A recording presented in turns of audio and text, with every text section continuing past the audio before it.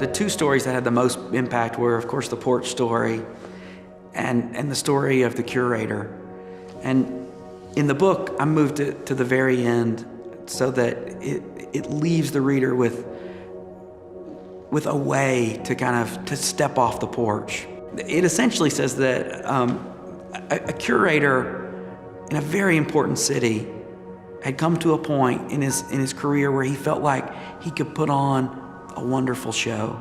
And so for the next few years, he begins to purchase and to trade and to move so that he has one example of every painting, of every subject that Van Gogh ever painted.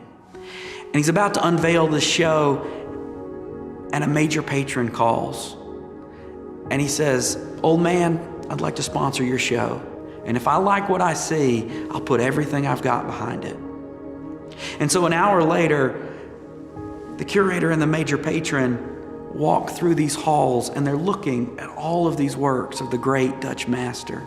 And at the end of the walk, they're both standing there, and the major patron says the line that he'd been rehearsing all week. And he says, "Old man, I'll finance this show. If you'll make these changes that I told you, if you'll move these things around, if you'll remove those paintings that we talked about, I'm in." And quietly the curator responds, "That won't be necessary." Because when it comes to to a masterpiece, it's not the masterpiece that's on trial, sir, but the patron. This is the gospel. What you think about it in no way changes what it is. This is what I hope people come away from it with. When we begin to curate this book, when we begin to look at why did they put it this way? Why is this right? How is this right?